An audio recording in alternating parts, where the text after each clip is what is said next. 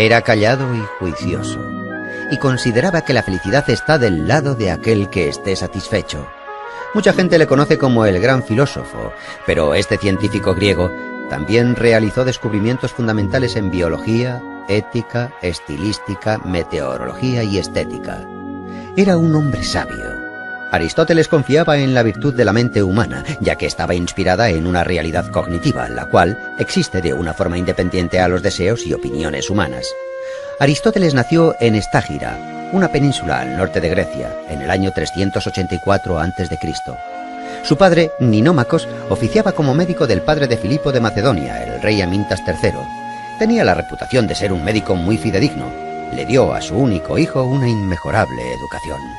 Desde su niñez, Aristóteles estaba ya destinado a seguir los pasos paternos y, en consecuencia, se comprometió muy seriamente a los estudios de farmacología y anatomía y, probablemente, asistió a su padre en varias intervenciones. En el año 367, Aristóteles viajó de Macedonia a Atenas para continuar con su educación. Durante el viaje, el joven tuvo que hacer uso de sus conocimientos médicos para salvar a un ciudadano adinerado de una infección sanguínea. Por lo tanto, con solo 17 años, Aristóteles ya estaba considerado como un excelente doctor. Una vez en Atenas, Aristóteles ingresó en la Academia Platónica. Tras 2 años de duro trabajo y esfuerzo, ya era capaz de impartir lecturas en retórica. El joven Aristóteles se ganó la confianza del viejo Platón y el derecho de unirse al círculo de los filósofos más sabios, los platónicos. A pesar de que el estudiante apreciaba a su mentor, Aristóteles también hacía críticas de sus puntos de vista. Un ejemplo son estas palabras escritas con su propia mano. Amicus Plato, sed magis amica es veritas. Aprecio a Platón, pero aprecio más la verdad. Tras 20 años de impartir clases en la Academia de Platón, Aristóteles creó escritos sobre lógica, física, retórica y escribió tratados sobre la vida y el alma. En el año 347, cuando muere Platón, Aristóteles se traslada a Tárnea, en Asia Menor, pues allí se encontraba otro pupilo de Platón, Hermias. Una vez allí, el filósofo le ofrece su amistad desinteresada y su ayuda como consejero político. Aristóteles dijo: la amistad es lo más necesario en la vida, puesto que nadie podría vivir sin amigos, incluso aunque sea el más dichoso. Aristóteles residió plácidamente durante 3 años en el reino de Hermias, pero cuando éste murió, regresó a Macedonia. Con 40 años, Aristóteles tuvo una calurosa bienvenida en Macedonia. Filipo de Macedonia disfrutaba las conversaciones intelectuales del filósofo y le propuso hacerse responsable de la tutoría de su hijo, el futuro Alejandro Magno. Durante los próximos 8 años, Aristóteles fue el profesor del que sería el futuro conquistador Alejandro Magno. Ciertos históricos han llegado a observar que, sin las nociones éticas, físicas y lógicas que Aristóteles le inculcó, Alejandro no hubiera desarrollado esa habilidad de estratega militar. En el año 335, cuando el gran Alejandro ascendió al trono y comenzó con sus conquistas, propuso a Aristóteles crear unas crónicas que narrasen todas sus gloriosas victorias. Este se negó. El filósofo prefería las actividades pedagógicas y meditar tranquilamente en el seno de la naturaleza en vez de las campañas militares. Antes de cumplir los 50 años, regresó a Atenas para formar su propia escuela filosófica. La escuela aristotélica estaba cerca del santuario de Apolo Licio, y en su honor la escuela se llamaría Liceo. Para enseñar filosofía, retórica y lógica a sus alumnos, Aristóteles rechazaba los métodos tradicionales y les inculcaba la filosofía a través de discusiones mientras caminaba con ellos por el jardín. A la escuela también se le denominaba con el nombre de perípatos, una especie de galería cubierta donde se discutía y se paseaba.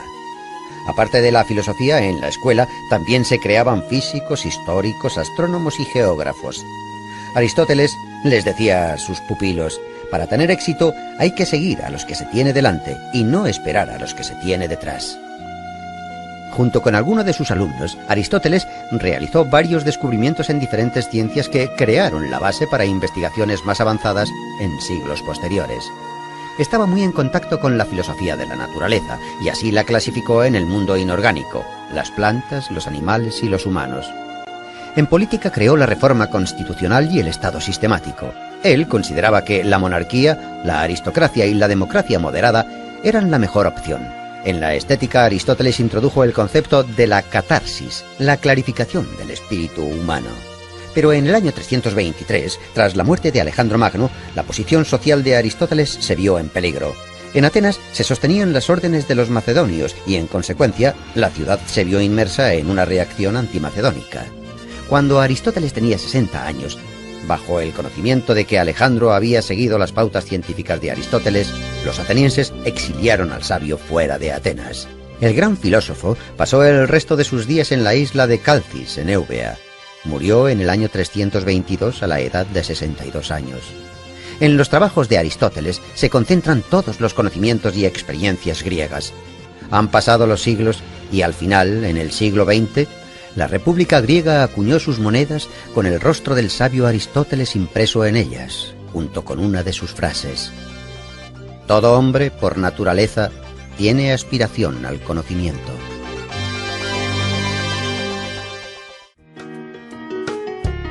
Nietzsche escribió: resulta significativo que sea Sócrates el primer gran heleno que fue feo, de igual manera que en él todo es simbólico.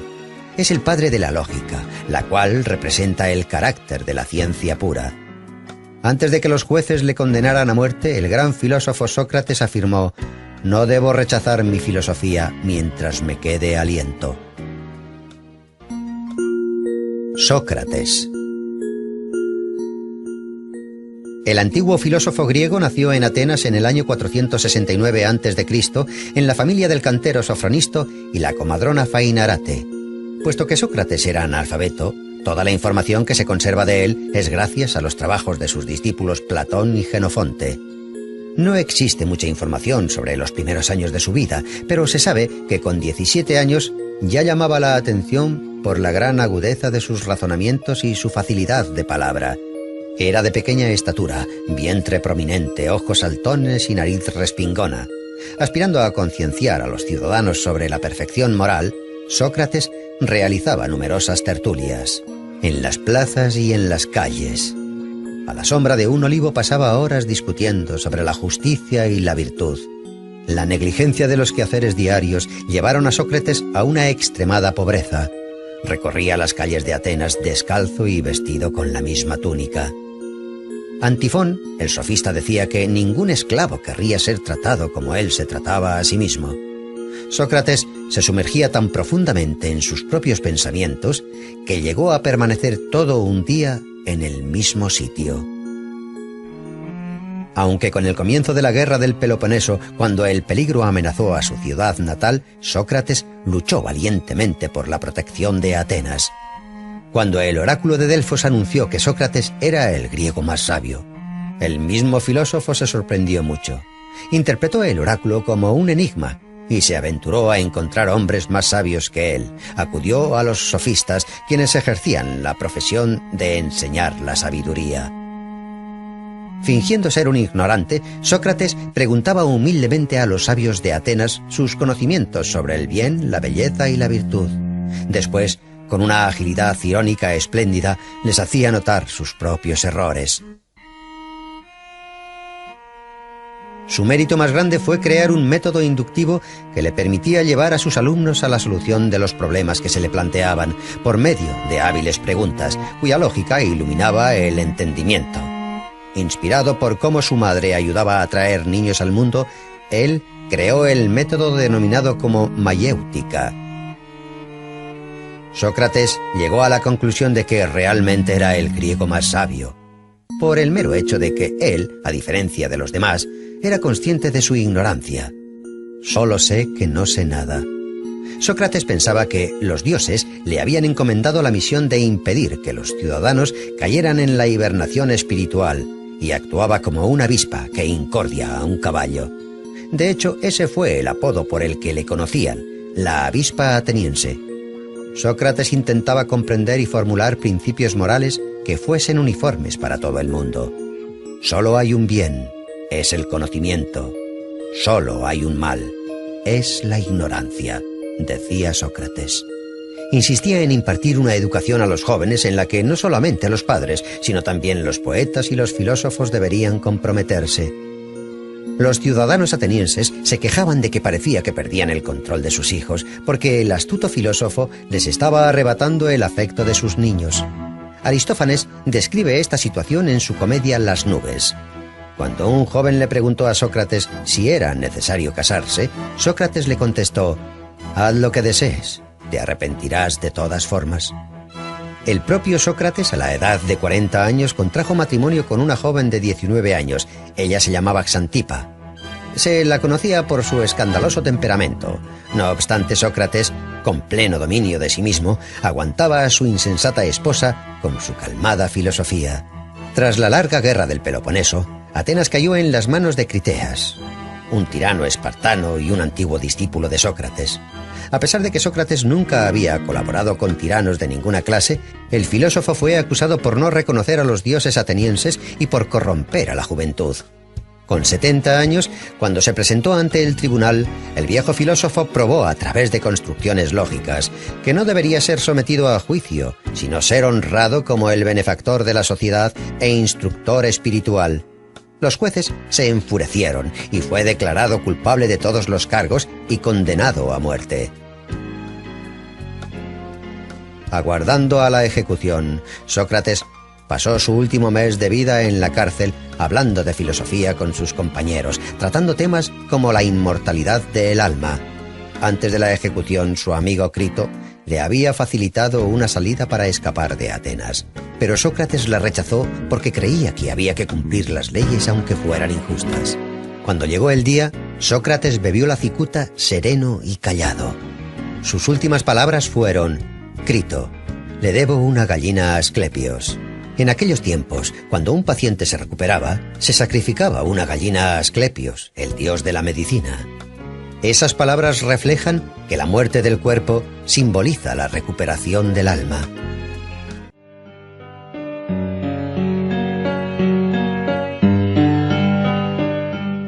Este filósofo se convirtió en leyenda cuando aún vivía. Los rumores le transformaron en un profeta y después en un estafador. A veces le convertían en héroe de anécdotas y otras le tomaban por loco.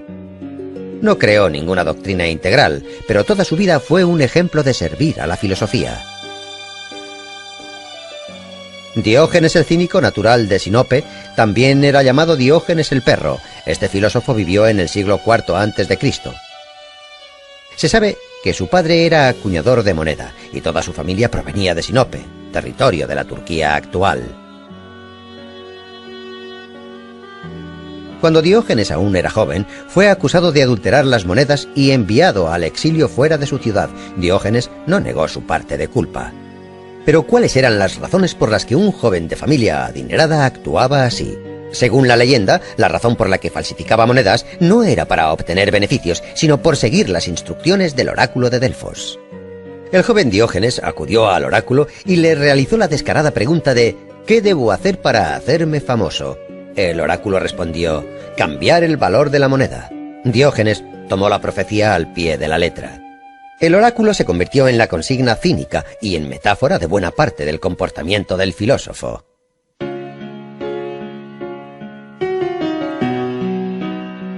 Expulsado de su Sinope natal, Diógenes viajó a Atenas, donde conoció al filósofo griego Artístenes, fundador del cinismo.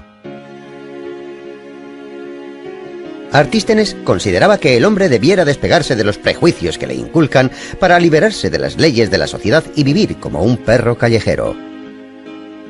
La palabra griega kinikos, la cual deriva de kinus, significa perro. Todos los seguidores de la filosofía de Artístenes serían denominados como kínics. La palabra cinismo, la cual proviene de las enseñanzas filosóficas de los kínics, en la actualidad ha obtenido un nuevo significado. Ahora no solo define la acción de negar las leyes sociales, sino también describe la acción de negar la moral existente y las leyes culturales. Diógenes se convirtió en el mejor alumno de Artístenes. Convencido de que la virtud consistía en abstenerse de las necesidades y el ascetismo, Diógenes liberó a su único esclavo, cambió sus ropas por vestimentas rústicas, se hizo con un zurrón y comenzó a vivir en las calles.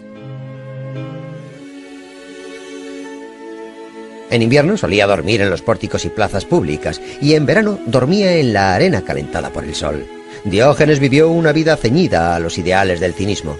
Incluso llegó a reprochar a su maestro de no seguir sus propias doctrinas y no apreciar las privaciones como medio de rectificación moral.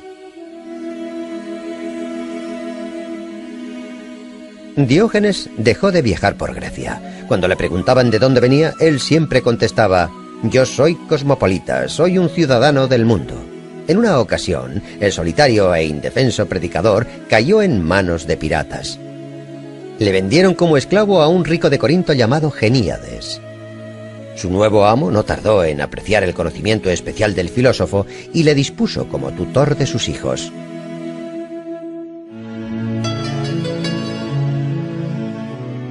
A pesar de todas las penurias que tuvo que vivir, Diógenes siempre fue fiel a su filosofía cínica. Continuó como esclavo hasta el día de su muerte, pero ya que apreciaba su libertad interior, eso nunca le hizo infeliz. Diógenes llegó al extremo de su ascetismo. En una ocasión, tras ver a un niño beber del cuenco de sus manos, destruyó el cuenco de madera que era su única posesión, además de su capa, su zurrón y su báculo. El filósofo pensaba que el hombre no necesitaba nada personal porque todo lo necesario se daba en el nacimiento. El filósofo conocido como Diógenes el perro se comportaba como un animal descarriado. Rechazaba las leyes públicas y retaba las tradiciones ya establecidas. También se cuenta que el filósofo vivía en un barril y que los días soleados caminaba con una antorcha. Cuando le preguntaban la razón de esto, él contestaba: «Estoy buscando a un hombre honesto». La gente siempre le decía: «Diógenes, ya eres demasiado mayor. Es el momento de que te calmes». Pero el filósofo contestaba: «Ya casi he terminado. Ahora es el momento de correr, no de pararse». Su peculiar estilo de vida, su extrema agudeza y su irresistible energía hicieron del filósofo una leyenda de la antigua Grecia. De las muchas anécdotas de Diógenes, hay una que cuenta que Alejandro Magno en persona acudió a ver al filósofo. Alejandro Magno encontró al filósofo descansando en un ciprés cerca de Corinto. El omnipotente Alejandro se dirigió a Diógenes diciendo: «Puedes pedirme todo lo que desees». Entonces, la lengua afilada de Diógenes respondió: «Deseo que te apartes, me estás tapando el sol». Las crónicas históricas afirman que el filósofo vivió hasta una avanzada edad. La profecía del oráculo de Delfos se cumplió. La vida del filósofo desafió las bases de la sociedad y cuestionar las morales públicas le convirtió en toda una leyenda. El filósofo cínico de Sinope se convirtió en el símbolo de la libertad y la felicidad. Incluso el omnipotente Alejandro Magno, estando al filo de la muerte, dijo: «Si no fuera Alejandro, hubiera querido ser Diógenes».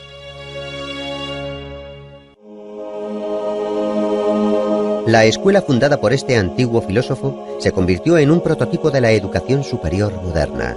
Los contemporáneos le denominaban el Maestro Divino. En sus obras se habla de una sociedad ideal y una inmortalidad del alma. El antiguo pensador griego Platón decía que el tiempo es una constancia similar a la eternidad.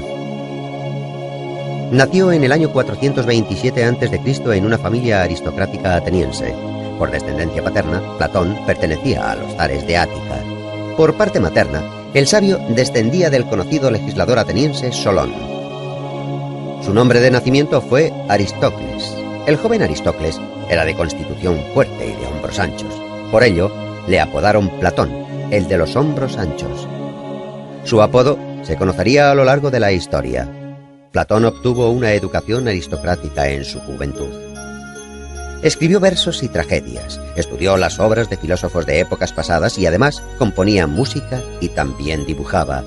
Era un excelente gimnasta, dominaba la equitación, luchaba en combates individuales e incluso ganó numerosas competiciones por ello.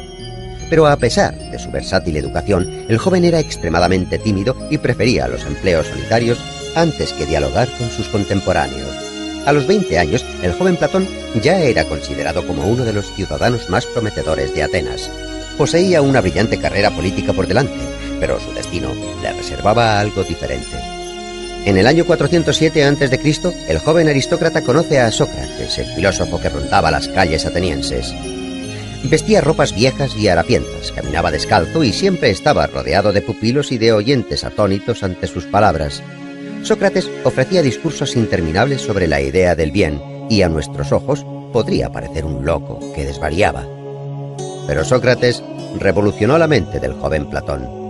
Influenciado por las teorías del viejo filósofo, el joven, al que le esperaba una brillante carrera política, perdió todo su interés respecto a los ideales públicos y políticos. Platón comprendió entonces que una sociedad basada en tales ideales estaba condenada a la destrucción y para rescatarla había que buscar una manera nueva de hacer las cosas. En el año 399, la trágica muerte de Sócrates obligó a Platón a dejar Atenas. Pasó 12 años de su vida viajando por Grecia y el sur de Italia. Participó en la guerra de Corinto. En Sicilia fue capturado y convertido en esclavo, pero uno de sus amigos le liberó. Entonces decidió volver a su Atenas natal, donde fundó la escuela filosófica a la que bautizó con el nombre de Academia.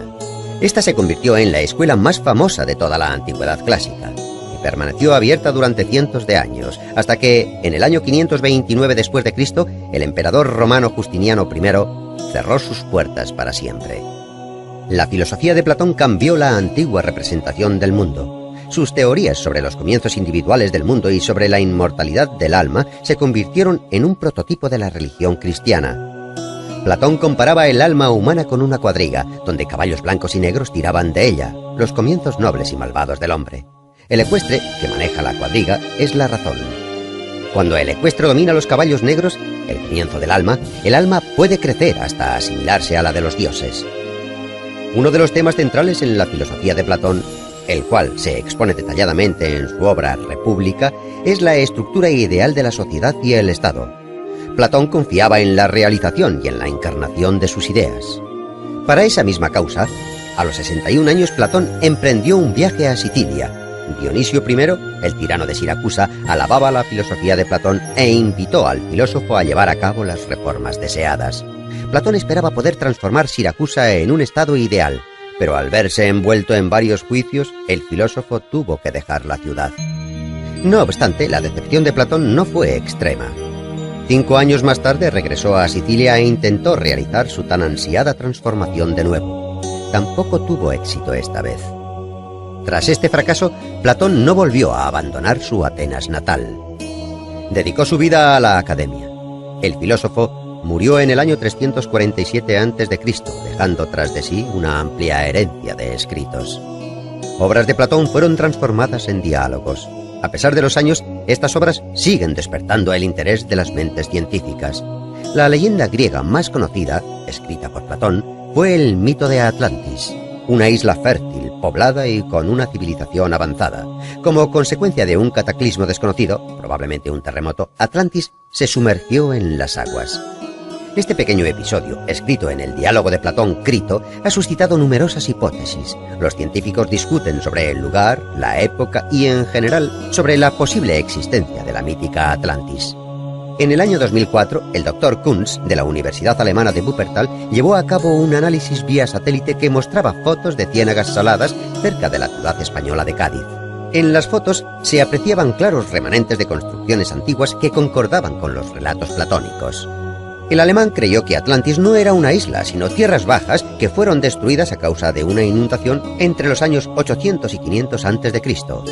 El antiguo pensador griego, quien dejó una extensa cadena de pupilos y actualizó la filosofía antigua, dijo una vez: «El hombre es una especie de juguete inventado por Dios. Dejadle jugar por tanto a los juegos que más le diviertan, a pesar de que eso contradiga a lo que se cree bueno en nuestros tiempos».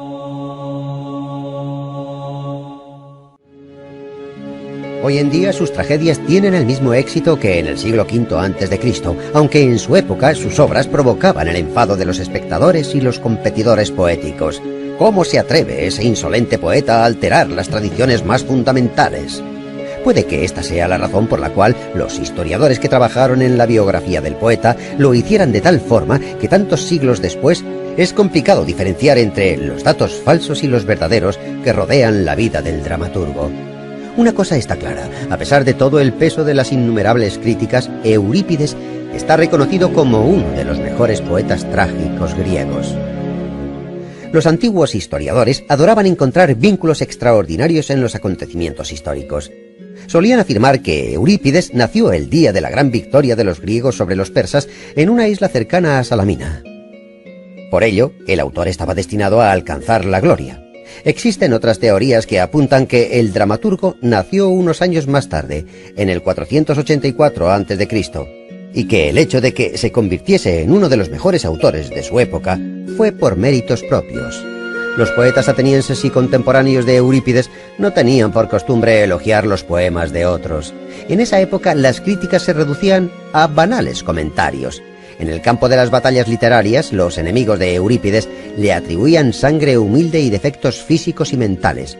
Cuenta una leyenda que el autor sentía un odio inmenso por las artes y por las mujeres. Pero un siglo más tarde, Aristóteles afirmó que Eurípides era el mejor poeta trágico de todos sus contemporáneos. 5 siglos más tarde, Eurípides fue nombrado el pensador que prefería la soledad de la orilla del mar antes que las concurridas calles de la ciudad.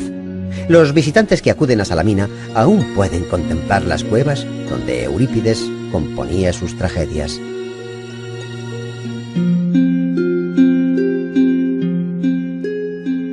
Como otros trágicos, las obras de Eurípides tratan de leyendas y eventos de la mitología que describen crímenes, asesinatos, venganzas, perjurio, incesto, autosacrificios glorificados, severidad, devoción y valentía.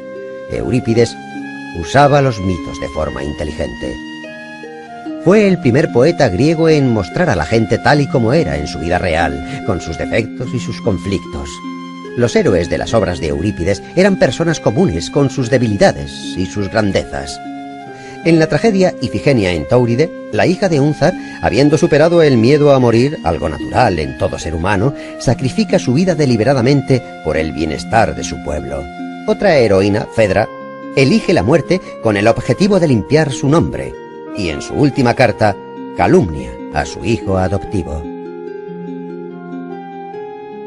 En el año 455 a.C., Eurípides participó por primera vez en el concurso anual de dramaturgos. Durante más de medio siglo fue el competidor más duro del conocido Sófocles. Escribió alrededor de 100 tragedias, aunque solo consiguió hacerse con 4 victorias y la quinta se la otorgaron después de su muerte. Solo han llegado 18 escritos del autor hasta nuestros días. En tragedias como Medea, Hécuba y Andrómaca, el autor habla de problemas que eran objeto de especulación en Atenas en el siglo V a.C., temas como el papel de los dioses en el destino de un hombre, la racionalidad del mundo, Esparta como el enemigo de Atenas en la guerra del Peloponeso, etc. Al igual que Sófocles, su competidor más renombrado, Eurípides, utilizaba la mitología en sus escenarios. De hecho, los antiguos mitos eran su herramienta favorita para crear las tragedias. Los predecesores del dramaturgo eran expertos en volver a relatar los ya famosos argumentos. Eurípides fue el primero en desviarse de estas tradiciones y, con perspicacia, intentar sumirse en el mundo interior de los héroes y de sus sentimientos. En la tragedia Alcestis, por ejemplo, Eurípides utiliza la famosa historia mitológica sobre 2 hermanos que deciden vengarse de su madre. Pero al contrario que en el mito, la Alcestis de Eurípides no es la salvadora de su hermano. Lo verdaderamente importante para el dramaturgo era intentar descubrir los sentimientos de esos niños que osaron tener el coraje de pegar a su propia madre. Esta aproximación de Eurípides hacia los mitos desencadenó sentimientos contradictorios. Por una parte, existía una empatía sincera y por otra, una indignación noble. Pero era una blasfemia. Eurípides tuvo la osadía de cambiar una historia que todo el mundo conocía desde su niñez, y los atenienses, como todos los humanos que les vivieron antes y después de ellos, desconfiaban en todo aquello que era nuevo y diferente. Puede que este fuera el motivo por el que Eurípides fuera un incomprendido en su época. Es posible que esa fuese la razón de que abandonara Atenas en el año 408 a.C. para pasar el resto de sus días en Macedonia y trabajar en la corte de Arquelao como poeta y escritor. Allí, en Macedonia, entre los años 407 y 406 a.C., Eurípides falleció en las líneas de una triste primavera que podrían formar un epitafio. No debe lamentarse la muerte, debe lamentarse la vida destinada a la lucha y a una vida miserable. Desde los tiempos antiguos solo nos han llegado unas pocas imágenes del dramaturgo, pero visualmente demuestran que durante toda su vida Este hombre melancólico inclinaba su cabeza pensativo agradeciendo los reconocimientos, pero sin comprender los injustos y constantes ataques. Antes de que se implicase en el estudio de las ciencias, la historia parecía un mito. Su propia vida parece una leyenda. Patriota griego y un entusiasta de los viajes, fue el fundador de la etnografía. Fue escritor y científico, fue el padre de la historia. Heródoto de Halicarnaso dejó constancia de un ecúmeno, desde la civilización europea hasta lo que nosotros entendemos como civilización más moderna.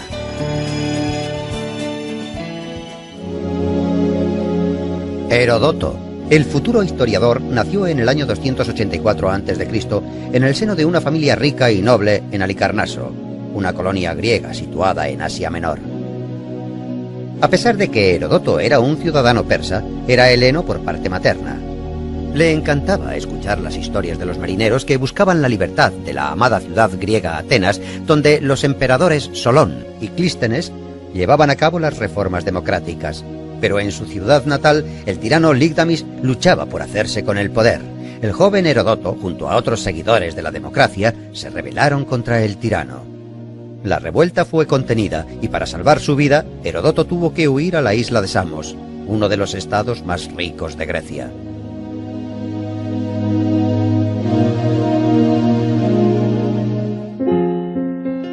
En el año 464 a.C., cuando Heródoto cumplió los 20 años, dejó la isla griega para viajar de país en país y dirigirse al este. Viajó por tierra y mar y visitó lugares como Fenicia, Siria, Macedonia, Delfos y Atenas. Heródoto de Halicarnaso resultó ser un viajero inquisitivo y emprendedor. Investigó cuidadosamente las inscripciones sagradas, los templos, las crónicas, la colección de oráculos y profecías, leyó numerosos trabajos literarios y estudió las costumbres locales. Más tarde, con diligencia, escribió todas sus observaciones personales en un libro que se convertiría en la famosa Historiae, el primer libro histórico de los tiempos antiguos. En el libro, Heródoto describía la distribución de la población de Babilonia y el método de construcción de sus edificios. El sociable ciudadano Heródoto también viajó a Egipto y allí aprendió de los sacerdotes locales que en la pirámide de Keops constaba por escrito la cantidad de rábanos, cebollas y ajos que habían comido los esclavos mientras construían la pirámide. Heródoto visitó la costa norte del Mar Negro, donde se relacionó con la tribu de los escita, que eran personas bélicas y crueles.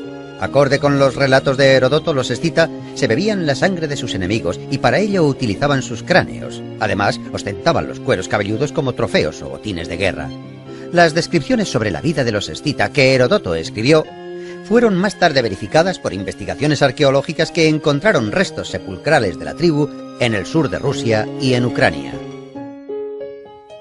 Las anotaciones de los 10 años que Heródoto de Halicarnaso había recopilado durante sus viajes se convirtió en una grandiosa obra que nunca fue titulada. No obstante, muchos historiadores creen que la obra fue titulada Historiae, que significaba investigación y desarrollo en el griego antiguo. 330 años después, en el siglo II a.C., científicos de Alejandría dividieron la composición de Heródoto en 9 tomos y los dedicaron a las 9 musas. El primer libro, por ejemplo, fue titulado Clío. La guerra de los griegos contra el imperio persa era el principal argumento de esta gran obra. Heródoto fue contemporáneo de estos sucesos. El historiador admiraba el coraje de los griegos y quería narrar para futuras generaciones las batallas que los griegos y persas soportaron durante 50 años. Más de la mitad de la obra se refiere a los antecedentes de las guerras médicas y el resto a la propia contienda. Fue una de las primeras obras escritas en prosa griega que muestra digresiones históricas, etnográficas y geográficas, así como las tradiciones, las religiones y la vida en Asia Menor.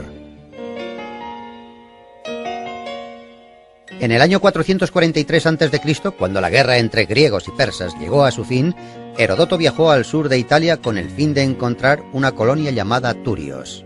Finalmente, a la edad de 40 años, a Heródoto se le llamaba Turio, por haber ayudado a fundar esta colonia. Los investigadores opinan que este lugar fue su último cobijo.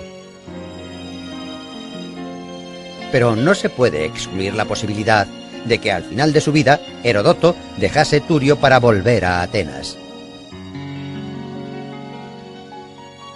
No se conoce demasiado sobre los últimos años del historiador.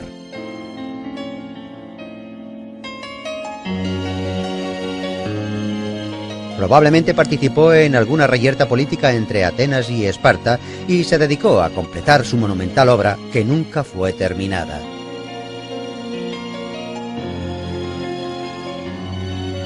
Los relatos de Historiae se detienen en el año 478, en la descripción de una cercana aldea llamada Sesta.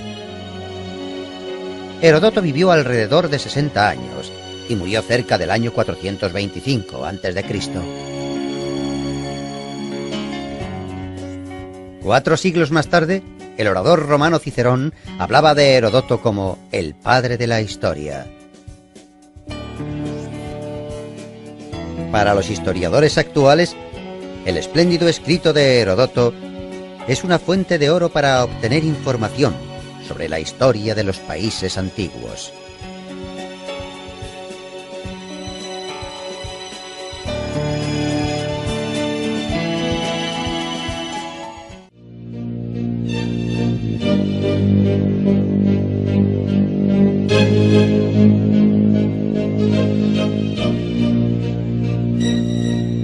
Sus contemporáneos escribieron: tuvo una vida larga y feliz.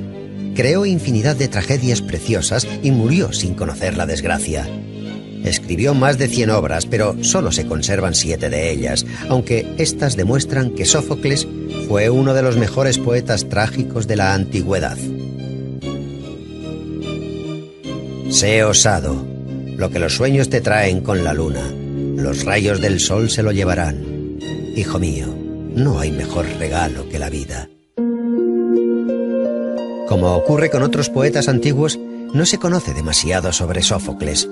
Nació en Colono, un pueblo cerca de Atenas. El autor haría conocido su lugar de nacimiento por medio de su tragedia Edipo en Colono. Era hijo de un rico armero llamado Sófilo. Otorgó a su hijo la posibilidad de recibir la llamada educación ateniense, que fomentaba el libre desarrollo del cuerpo y el espíritu. El joven Sófocles se inclinaba por jugar a la pelota y estudiar música.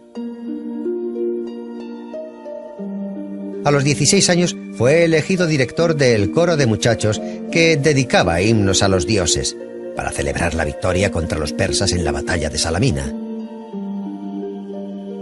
Esta batalla conecta a 3 de los mejores poetas trágicos de la antigua Grecia.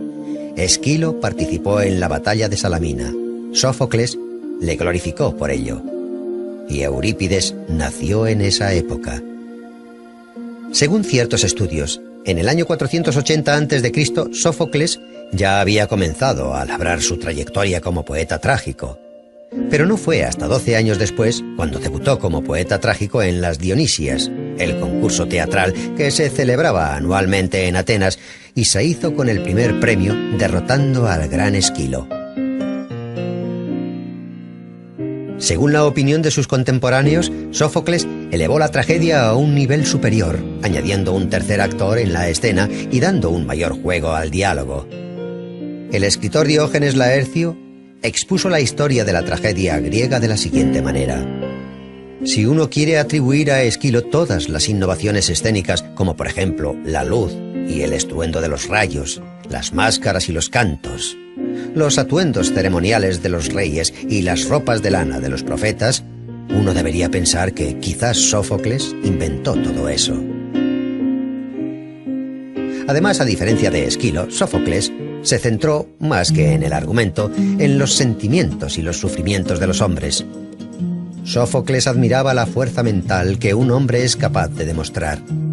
En su famosa obra Antífona, Sófocles comienza el estribillo diciendo: hay muchas maravillas en el mundo, pero el hombre es la más maravillosa de todas ellas. Con obras como esta, Sófocles se convirtió en uno de los poetas más conocidos de la antigua Grecia. En el festival en honor a Dionisio ganó el primer premio en más de 20 ocasiones y el segundo más de una docena de veces. Pero nunca se permitió quedar el tercero, que para él sería el último puesto. Escribió más obras que muchos autores, 123 dramas, pero solo 7 han llegado a nuestros días. Áyax, las Traquinias, Electra, Filoctetes y la trama de la familia del rey Edipo fue quien otorgó la mayor fama a su autor. La trama consta de las tragedias Edipo Rey, Edipo en Colono y Antígona. En la tragedia Edipo Rey se narra la caída de Pericles al mando del Estado ateniense y se interpreta de una forma muy creativa. En la historia, los años de su gobierno se conoce como la época de Pericles, el período donde Atenas era fuerte y próspera. Sófocles era uno de los mejores amigos de Pericles. En el año 440 a.C., ambos fueron elegidos estrategos y participaron en la expedición ateniense contra Samos, acontecimiento que recoge Plutarco en sus Vidas Paralelas. El poeta jugó un papel muy activo en la vida pública de la polis. Incluso cuando Sófocles era ya un hombre muy mayor, fue elegido como uno de los 10 consejeros que supuestamente devolverían los años dorados a Atenas. Sobre la vida personal de Sófocles se desconoce la mayoría. Solo se sabe que tuvo 5 hijos. Hay quien piensa que un hijo de Sófocles, llamado Lofón, intentó atribuirle a su padre una enfermedad mental causada por su avanzada edad. El poeta dijo ante el tribunal: «Si estoy loco, no soy Sófocles. Si soy Sófocles, no estoy loco».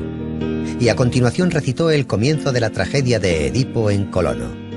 Con admiración, el jurado se percató de que en efecto se trataba de Sófocles y por lo tanto no podía estar loco. La tragedia de Edipo en Colono fue llevada al escenario por su nieto, también llamado Sófocles. La representación tuvo lugar justo después de que, con 90 años, su abuelo Sófocles falleciera. Sófocles también era conocido por su afán a la religión. Según algunos historiadores, antes de que el templo para Asclepios, dios de la medicina, fuera construido en Atenas, Sófocles adoraba al dios en su propia casa. En su tragedia, un hombre antes de morir conoce a las Parcas. En uno de los fragmentos que se conservan, Sófocles advertía: «El hombre ha de admirar y valorar el júbilo de hoy. Los dioses cubrirán el mañana con mantos grises y oscuros».